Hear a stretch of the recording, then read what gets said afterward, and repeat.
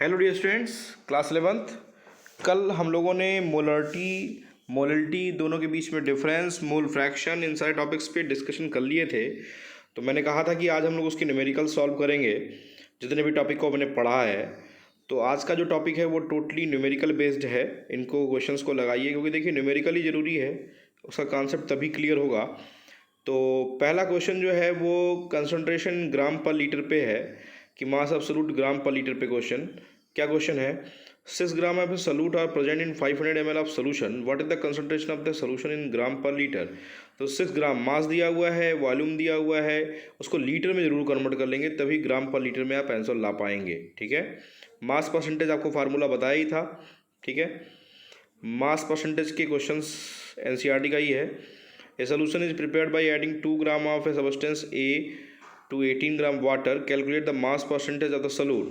तो total mass कितना हो जाएगा? सलूट और सॉल्वेंट दोनों के मास को मिला के टोटल मास होता है 2 + 18 20 ग्राम। तो इससे मास परसेंटेज आप यही निकाल लेंगे आप। ठीक है, चलिए, तो ये क्वेश्चंस आप आसानी से लगा सकते हैं, इससे कोई दिक्कत नहीं है। आइए मोलरिटी देखते हैं। It is equal to the number of gram mole solute present in 1 litre of solution. आपको बताया ही हूँ, number of gram mole solute का मतलब वही मोल्स ऑफ सॉल्यूट। मोलरिटी की डिफिनीशंस आपको बताया था। इस पर रिलेशनशिप देखिए, relationship between molarity and strength. Strength मतलब वही ग्राम पर लीटर।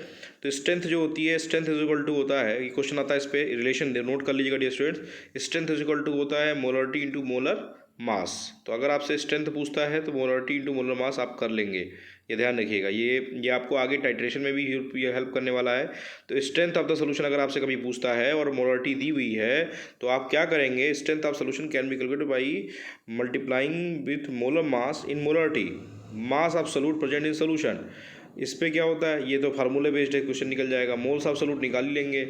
ठीक है, तो क्वेश्चन छोटे छोटे हैं, थोड़ा ध्यान दीजिएगा इन पे। इसके एग्जांपल्स कुछ दिए हुए हैं, पहले इस क्वेश्चन को खुद से सॉल्व करिएगा, जब ना कर पाइएगा तो आप इसको देख के सॉल्व करिएगा, आपको इजी गोइंग सारे क्वेश्चंस लग जाएंगे। इन सारे क्वेश्चंस को आपको एक एक करके सॉल्व करना है, उनके कॉन्सेप्ट को समझना है। उसके बाद भी अगर कोई एग्जांपल या कोई क्वेश्चन आपको नहीं समझ में आता है, then you can tell with me, मैं आपको इनके क्वेश्चन का आंसर बताऊंगा। मोलरिटी के बारे में भी बताया था, it is equal to the number of moles of solute present in 1 kg of solvent. दोनों में 1 मोलर और 1 मोलर में क्या डिफरेंस होता है ये भी बता दिया था मैंने। कौन ज़्यादा होता है, 1 molar is greater than 1 molar, है ना। दोनों के बीच में पॉइंट आउट कर दिया था मैंने क्वेश्चन। इससे मोलरिटी पे क्वेश्चंस, आपके मोलरिटी पे भी क्वेश्चंस हैं, तो इनके क्वेश्चंस को सॉल्व करिएगा, प्रॉपर वे में पढ़िएगा, तो आपको क्वेश्चंस अपने आप क्वेश्चंस क्लियर हो जाएंगे। ठीक है, ये क्वेश्चन बोर्ड का बहुत ही इंपॉर्टेंट है, ये आपके एनसीईआरटी का इंडेक्स क्वेश्चन है, और ये हर साल एग्जाम में आपकी जब भी हाफ ईयरली एग्जाम या ऐसे एग्जाम होते हैं तो वहाँ पूछा जाता है, और बहुत ही आसान क्वेश्चन है, इस पर ध्यान दीजिएगा, आपको आसानी से समझ में आ जाएगा। ठीक है, दूसरा आपका एग्जाम्पल नंबर 3 देखिए, ये भी बहुत ही आसान है, मोलरिटी और मोलरिटी पूछ रखा है। आप इस पर कंसंट्रेशन दे करके आप मोलरिटी आसानी से निकाल सकते हैं। ठीक है, इन क्वेश्चंस को भी आसानी से पहले सॉल्व करिएगा, नहीं कर पाइएगा तो फिर आपके पास टॉपिक है ये मोल फ्रैक्शन। मैं आपको पढ़ाई, mole fraction is the sum of 1, होता नहीं होता है। इसके एग्जांपल्स कर लीजिएगा। Calculate the mole fraction of ethylene glycol, है ना। एथिलीन ग्लाइकॉल जो है वो as a anti freezing agent की तरह यूज होता है। आगे क्वेश्चन देखिए, इन सारे क्वेश्चंस को सॉल्व करिएगा डियर स्टूडेंट्स खुद से, पहले प्रयास करिएगा कि आप सॉल्व कर लीजिए। ये क्वेश्चन बहुत इंपॉर्टेंट है। Example number 2, A gas mixture of containing 60% nitrogen, 15% O2 and 25% CO2 by mass, calculate the mole fraction of each gases. ठीक है, ये क्वेश्चन बहुत ही इंपॉर्टेंट है, इसको मार्क कर लीजिएगा। अगला, calculate the mole fraction of water in a mixture of 12 gram water. ये भी बहुत आसान क्वेश्चन है, इस पर भी लगाइएगा तो लग जाएगा, बहुत कठिन नहीं है।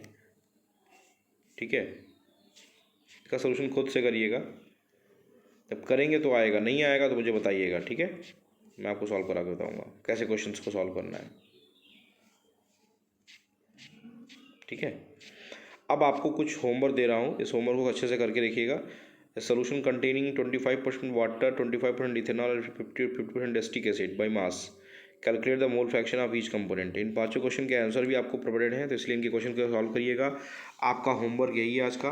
तो ये न्यूमेरिकल्स अगर आप लगा लेंगे तो कल मैं स्टार्ट करूँगा नॉर्मेलिटी। अभी हमको मोलरिटी नॉर्मेलिटी में रिलेशनशिप, ये चैप्टर्स जो मैं पढ़ा रहा हूँ, ये टॉपिक जो स्पेशली है, ये क्लास 11th का 12th में काम आएगा, तो इसको सीरियसली सॉल्व करिएगा।